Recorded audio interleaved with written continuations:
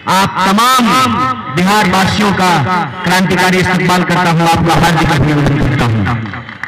दोस्तों, मैं सबसे पहले धन्यवाद देना चाहता हूं हमारे बिहार प्रदेश कांग्रेस कमेटी के अध्यक्ष आदरणीय मदन मोहन झा जी का मैं धन्यवाद देना चाहता हूं। इस इलाके के पूर्व प्रत्याशी प्रवीण कुशवाहा जी का, और मैं देख रहा हूं कि कांग्रेस पार्टी के तमाम सेंट्रल ऑर्गेनाइजेशन के लोग यहां मौजूद हैं। NSY के लोग हैं, यूथ कांग्रेस के हैं, महिला कांग्रेस के हैं, अल्पसंख्यक प्रकोष्ठ के हैं, व्यापारी प्रकोष्ठ के हैं। आप सब लोग यहां मौजूद हैं।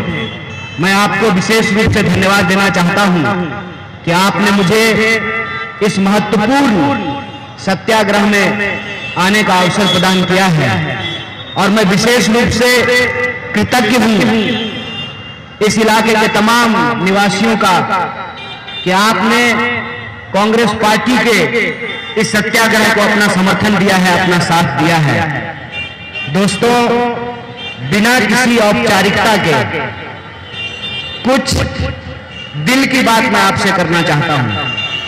कोई राजनीतिक बात नहीं करूंगा, हालांकि मैं एक राजनीतिक व्यक्ति हूं, लेकिन मैं आज राजनीतिक बात नहीं करूंगा। मैं आपसे कुछ दिल की बातें करना चाहता हूं। जब अग्निपथ योजना की घोषणा की गई, उस वक्त ही मेरे मन में यह शंका पैदा हुआ कि इसका असर व्यापक रूप से हमारे बिहार के लोगों के ऊपर पड़ने वाला है। इसकी वजह क्या है? अक्सर मैं वो कहावत बोलता हूं, जाके पैर न फटे दिवाई मौका जाने फिर पड़ाई। मैं वैसे परिवार से आता हूं, और हमारे जिले के साजन बाबू यहां मौजूद हैं, वो इस बात को भली भांति जानते हैं। मेरे परिवार में 16 लोग आर्म फोर्सेस की नौकरी करते हैं, और मेरे जिले में आप जाएंगे, कोई ऐसा गांव नहीं मिलेगा आपको कि जहां के नौजवान आर्म फोर्सेस की नौकरी नहीं करते हैं। देश में जब भी कोई बड़ी घटना होती है, जब हमारे देश की सुरक्षा के ऊपर आंच आती है, उस आग में अपनी जवानी जलाने वाले लोग हमारे इलाके के लोग हैं। आप जब NH-31 से गुजरेंगे, NH-28 से गुजरेंगे और इंटीरियर इलाकों में जाएंगे, तो हर गांव लगभग आपको शहीदों का द्वार देखने को मिलेगा। और कोई भी युद्ध रहा हो, चाहे कारगिल युद्ध हो या फिर बाद जितनी घटनाएं होती हैं सीमाओं पर, हम यह बात समझते हैं कि हमारे लिए आर्म फोर्सेस की नौकरी करना महज नौकरी नहीं है, ये गर्व की बात है। ये गर्व की बात इसलिए है कि नौकरी अपनी जगह पे है। नौकरी करने से परिवार को एक स्थायित्व मिलता है, उसके भरण पोषण का इंतजाम होता है। लेकिन जब आपको सेना में सेवा देने का मौका मिलता है, तो आप गर्व से अपने इलाके में आते हैं, और आपके इलाके के लोग भी आपके ऊपर गर्व का अनुभव करते हैं। मैं ज्यादा डिटेल में नहीं जाना चाहता हूं, आप सब लोग बिहार के लोग हैं, इस परिस्थिति से बखूबी परिचित हैं कि आपके घर में अगर शादी हो रही हो और कोई अगर फौज का नौकरी कर रहा हो, तो उसका वैल्यू कितना बढ़ जाता है। मुझे ठीक बोल रहे हैं, नहीं बोल रहे हैं? लेकिन ये जो परिस्थिति आज बनी है देश के भीतर, कि एक योजना लाई गई और उसका नाम रखा गया अग्निपथ। अभी हमारे साथी हरिवंश राय बच्चन जी की वो कविता है अग्निपथ, उसके बारे में चर्चा कर रहे थे। अग्निपथ इस तरीके से उसका ब्रांडिंग किया गया है जैसे नौजवानों के भविष्य को संवारने के लिए कोई शानदार योजना लाई गई हो। और मैं एक बात कहता हूं कि बड़े बड़ाई ना करे, बड़े न बोले बोल, रहीमन हीरा सब कहे लाख का मांगो मोल। प्रशंसा की जरूरत किसको पड़ती है? जिसके अंदर कोई खोट होती है। आप हमको बताइए सामान अच्छा होता है उसका प्रचार करने का जरूरत पड़ता है, उसको लोग मुहे मुंह प्रचार हो जाता है। लेकिन जिस सामान में कुछ खोट हो उसका प्रचार होता है। बोलिए ये अनुभव है नहीं आप लोगों का? किसी कंपनी की चीज अगर अच्छी हो तो उसको एडवर्टाइजमेंट देने की जरूरत नहीं होती है, लेकिन कोई कंपनी को अगर अपना सामान बहुत ज्यादा बेचना हो तो उसको ज्यादा प्रचार करना पड़ता है। यह सरकार कोई योजना लेकर के आती है, उस योजना की जरूरत क्या है इसके बारे में बात नहीं करती है। उस योजना को लाने से देश को क्या फायदा होगा, सिर्फ फायदा और फायदा दिलाती है। लेकिन सबसे पहले जरूरत पे बात होनी चाहिए, और जरूरत में जब आप बात करेंगे तो आपको अपने आप समझ में आ जाएगी कि हमको इस फायदे की जरूरत ही नहीं है। पहली बात यह कि क्या इस देश में सेना की और इस देश की राष्ट्रीय सुरक्षा को ठेका पे देने की जरूरत है? आप सब लोग बोलिए। प्राइवेट पे सेना होना चाहिए, ठेका पे सेना होना चाहिए। अब मैं इसको एक उदाहरण से समझने की कोशिश करता हूं। सब पत्रकार बंधु यहां मौजूद हैं। आपकी नौकरी परमानेंट हो और आपके सर पे टर्मिनेशन का तलवार लटक रहा हो, कौन सी मनोदशा आपके लिए अच्छी होगी? आप बता दीजिए। बोलिए, दिल की बात है, राजनीति की बात नहीं है। टर्मिनेशन का तलवार आपके सर पे लटक रहा हो, यह अच्छा है कि परमानेंट आपके पास सेवा देने की व्यवस्था हो, ये अच्छा है? मुझे बता दीजिए। परमानेंट की व्यवस्था है। जब परमानेंट की जरूरत आप मीडिया में महसूस कर रहे हैं तो आपको यह महसूस नहीं होता है कि सेना में भी परमानेंट होना चाहिए? कोई नौजवान जब बंदूक लेकर के देश की सुरक्षा में खड़ा हो तो उसको किसी बात की चिंता नहीं होनी चाहिए है कि अगर हम सर्वोच्च बलिदान अपना देंगे तो हमारे परिवार का क्या होगा, हमारी पत्नी का क्या होगा, हमारे बच्चे का क्या होगा, यहां से लौट करके जाएंगे तो गांव में क्या करेंगे? क्या आप इस देश की आर्म फोर्सेस को इस मनोदशा में डालना चाहते हैं? अगर ये सही है, अगर सरकार को लगता है कि नहीं डालना चाहिए, सेना को ठेका पे डालना चाहिए, तो मैं एक सवाल पूछना चाहता हूं। मंत्री लोग अपने बेटा को काहे नहीं अग्निपथ योजना में शामिल करा रहा है? मुझे बताइए तो। मंत्री का बेटा बनेगा बीसीसीआई का सेक्रेटरी और किसान मजदूर का बेटा किसको मिलेगा? ठेके की नौकरी। बोलिए ये सही है? ये बेईमानी है, और इस बेईमानी के खिलाफ, इस झूठ के खिलाफ भारतीय राष्ट्रीय कांग्रेस आज पूरे देश में सत्याग्रह कर रही है।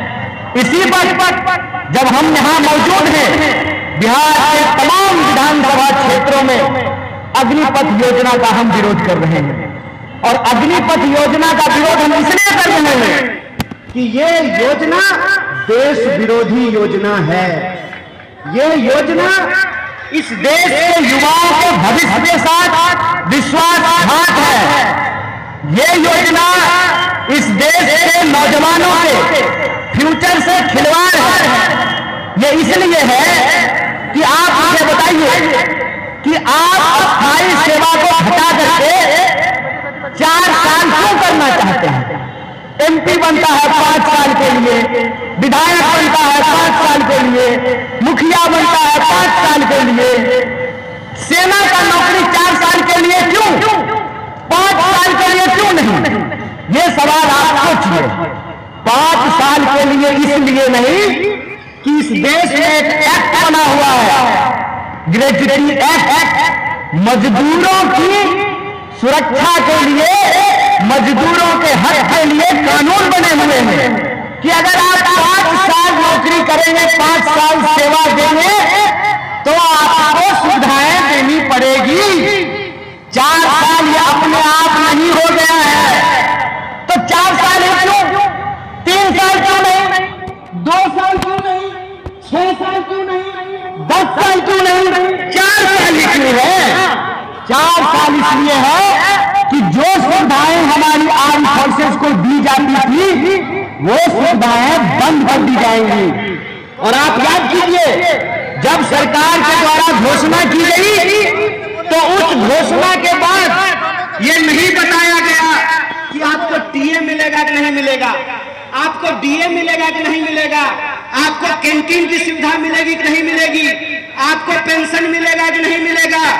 और सबसे मजेदार बात, सरकार ने अपनी घोषणा में कहा कि हम 4 लोग को लेंगे, 1 को रखेंगे और 3 को वापस भेज देंगे। ये बताइए कि 1 को जो रखिएगा वो किस आधार पर रखिएगा, और 3 को जो वापस भेजिएगा तो किस आधार पर भेजिएगा, उसका क्या आधार होगा। और जिसको आप रख लीजिएगा उसको तो नौकरी मिलेगी, लेकिन पेंशन मिलेगा कि नहीं मिलेगा, इस बात को नहीं बताया जा रहा है। मेरा सिंपल सवाल है, अध्यक्ष जी यहां मौजूद हैं, हमको इस बात को कहने में कोई दिक्कत नहीं है। अगर अध्यक्ष जी को पेंशन मिलता है ना सर, तो सेना के पदाधिकारियों को और सेना के जवानों को पेंशन क्यों नहीं मिलना चाहिए? अगर एमपी को मिलना चाहिए, अगर एमएलए को मिलना चाहिए, एमएलसी को मिलना चाहिए, तो देश की सेवा में अपनी जान देने वाले नौजवानों को पेंशन क्यों नहीं मिलना चाहिए? ये सवाल मैं आपसे पूछना चाहता हूं। ये सवाल आप तमाम नौजवान सोचिए कि ये पूरी की पूरी जो योजना है उसमें जो फायदा गिनाया जा रहा है वो अपने आप में कितना खतरनाक है। फायदा गिनाते गिनाते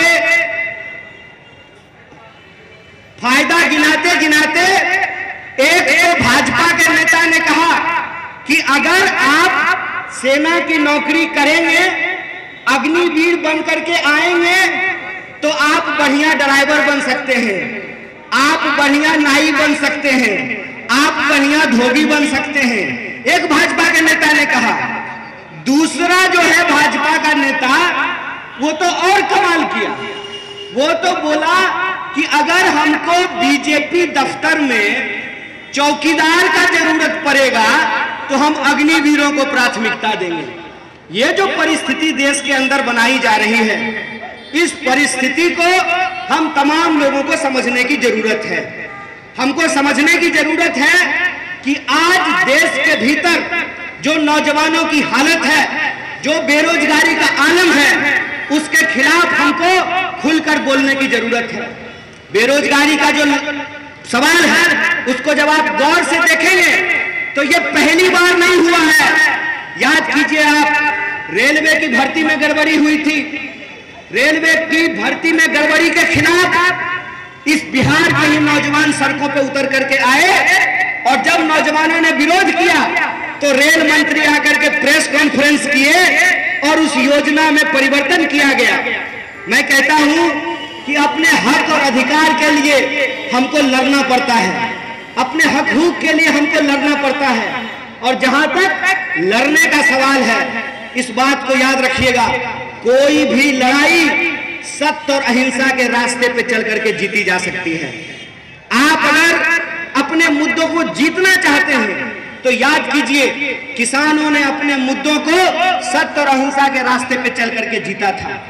देश में आज ऐसी परिस्थिति है कि ये जो भी योजना लेकर के आते हैं, किसान कानून लेकर के आए जो किसान विरोधी है, अग्निपथ योजना लेकर के आए जो नौजवान विरोधी है। इसीलिए मैं आप तमाम लोगों से आग्रह करने के लिए आया हूं, बिहार को देश के भविष्य में एक महत्वपूर्ण योगदान निभाने की जरूरत है। बिहार के लोगों को अपना जो उनका गौरव है, उस गौरव को पुनः प्राप्त करने की जरूरत है। आप बैठ जाइए, आप लोग, अरे बैठ जाइए, बैठिए, बैठ जाइए। मैं कह रहा हूं कि बिहार के नौजवानों को, बिहार के लोगों को, बिहार के गौरव को पुनः प्राप्त करने की जरूरत है। बिहार वो धरती है जिस धरती पर सिद्धार्थ आए थे और महात्मा बुद्ध बन करके गए हैं। बिहार वो धरती है कि आप अगर बुद्ध धर्म की बात करेंगे उसका केंद्र भी बिहार है, आप अगर जैन धर्म की बात करेंगे उसका केंद्र भी बिहार है, आप अगर हिंदू धर्म की बात करेंगे तो मैं आपकी जानकारी के लिए आपको बता दूं कि लोग पितृपक्ष में मुक्ति के लिए, पिंडदान करने के लिए गया आते हैं। इसलिए बिहार की इस गौरवशाली परंपरा को हमको याद करना पड़ेगा और बिहार को बदनाम करने की जो साजिश रची गई है उस साजिश को हमको समझना होगा। बार बार जो यह बात कही गई कि बिहार के लोगों ने हिंसा की है, यह हमारा अपमान है। हमने हिंसा नहीं की है, आपने हमारे भविष्य के साथ विश्वासघात किया है। हमने अपना आक्रोश व्यक्त किया है। हम अपना आक्रोश व्यक्त करेंगे, लेकिन शांतिपूर्ण तरीके से व्यक्त करेंगे, सत्याग्रह के माध्यम से करेंगे। और कहते हैं कि झूठ चाहे कितना बड़ा क्यों ना हो, सच की जीत सुनिश्चित होती है और ये लड़ाई हम जरूर जीतेंगे। और भारतीय राष्ट्रीय कांग्रेस और अपने नेता राहुल गांधी की तरफ से हम आपको कहना चाहते हैं कि हम अग्निपथ के विरोध में हैं। सरकार वापस ले, नहीं तो आप सरकार को वापस कीजिए, हम अग्निपथ योजना को वापस करेंगे। इन्हीं शब्दों के साथ मैं अपनी बात को खत्म करूंगा। शुक्रिया। इनकलाब जिंदाबाद, हमारी एकता जिंदाबाद, भारतीय सेना जिंदाबाद।